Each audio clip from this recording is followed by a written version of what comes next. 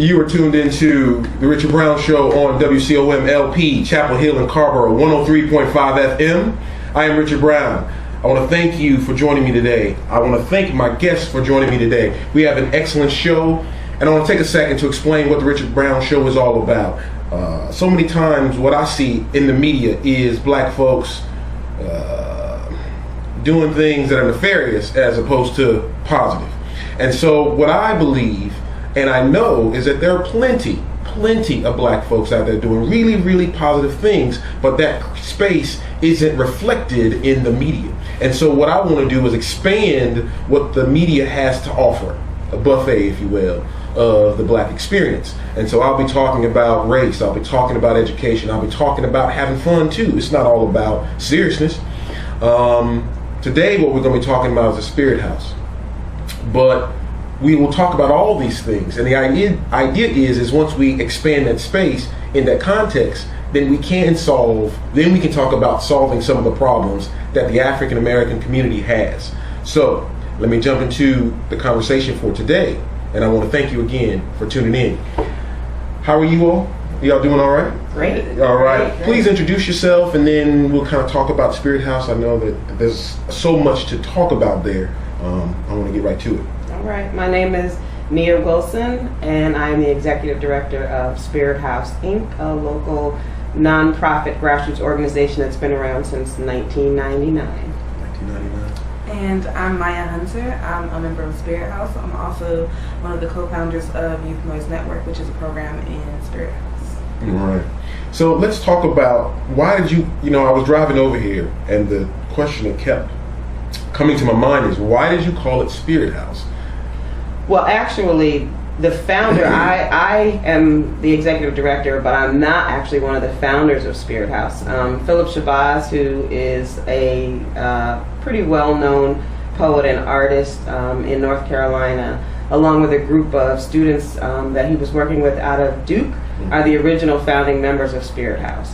And what I know of why it was called Spirit House, actually, Mary Baraka, back in the 70s, had a spirit house in New Jersey. Mm-hmm. It was something that he created on a block in New Jersey, in a community in New Jersey, that was, he created it to infuse art in the community with the idea that art is what we use to be able to vision our future. Art is that medium that we use to be able to imagine what it is that we want and help us to create the things that we want. And so he had this this building along with members of the community who were part of this organization, and it was called Spirit House.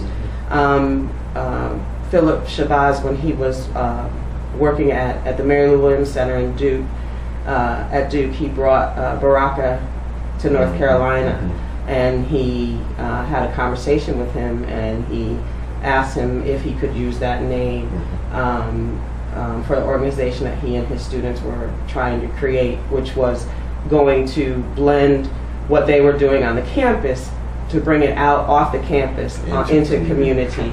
And Baraka gave him his blessing. Do you still get, when I know black folks, and sometimes we make snap judgments and we really haven't gotten a feel for what the organization does.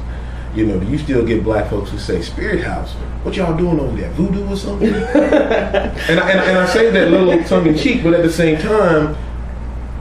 Well, the first thing that people think is that it's a church. Mm-hmm. And so it is. Okay, so they do think about it in a positive space, as opposed to like some voodoo. I mean, this is probably not the right part of the country for folks to be, oh, y'all doing some voodoo. No, most of the time people think that, well, it's one of two things. Either it's a church or it's a liquor house. Oh, it's a liquor house. That's now. Yeah. It's one or the other. It's either a church or it's a juke joint. Right. And it's interesting to me because it's interesting to me that we have to relate our spirits, which is what we're talking about, like our souls, our spirits, to this other entity. That's right. And so, Spirit House is about, reaching back and connecting back to our spirit, who we are inherently, and then bringing it together and doing this work so that we as a community can move forward. It doesn't have to be plugged into either a religious entity or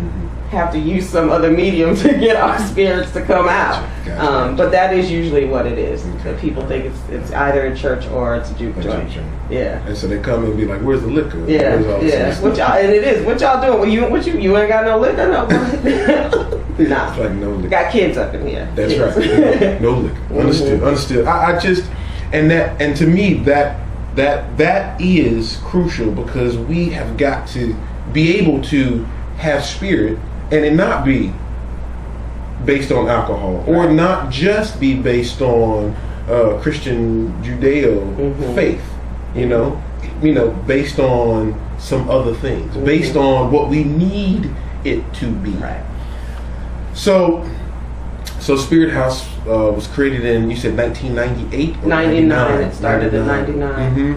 And so how has the mission changed, or has it evolved, or is it, are we still kind of moving in that direction? Talk a little about where the mission is right now. I don't think that the mission has changed. So our mission has always been to work in grassroots community to help the community members be more self-determining. For us to figure out that we can do this on our own, that we have all the tools we need. We've always had all the tools we need. Actually, people are always feeding our tools, our things back to us, and we didn't know it actually came out of our community. So the mission has always been the same around moving into community, working alongside community members, not this top-down thing where I'm coming and telling you what you need. You know what you need. I'm asking you what you need. We're asking you what you need, and then we're working together to make things happen. The organization has shifted because, when it first started, I can tell you my little introduction in the Spirit House. I used to work at Whole Foods in Durham. Oh, yeah. And I worked in the coffee shop. And I would be, wiping the counters or whatever, and this group of black people, probably 50 people deep, all dreadlocked out, and right. they would roll up into Whole Foods, and they would go up on the up to the tables, and they'd push all these tables together, and they'd sit down and they'd start talking, and I'd get as close as I could. You wiping and listening to see what was happening. Right. And Philip Shabazz came up to me one day and he said, when the revolution happens, will you be ready? And I was like, yes, yes, and yes. What do I need to do? He would, for a while, he would come into Whole Foods and we would talk, and ultimately I became a part of the organization. Now, that 50 folk deep were mostly students out of Duke, people in their early 20s, many of whom have moved on now. They've gone on to grad school all over the country, or they're doing their own thing all over the country. So we don't roll as deep anymore, because we're also not on campus anymore. And it's also shifted where it was, and this is a very interesting thing, it was mostly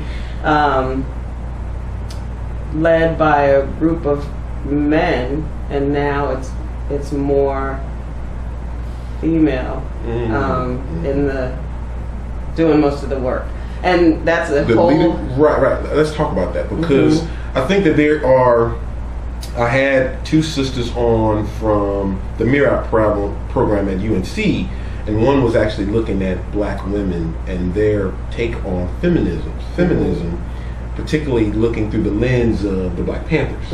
And so when you start to think about the Black Panthers, you think of Huey, you think of Bobby, you think of the males, the black men, but yet still a lot of the work was being done. Exactly. In particular, when I think about the work, the breakfast program was being done by black women. Right. Talk to me a little bit about why you feel, I think there is a difference. There's a different type of nurturing that happens from black men than comes from black women. Right. And I'll be interested how you see that taking effect within Spirit House, in the historical context of Spirit House. Well, I think that exactly what you're saying is what the deal is. It was much more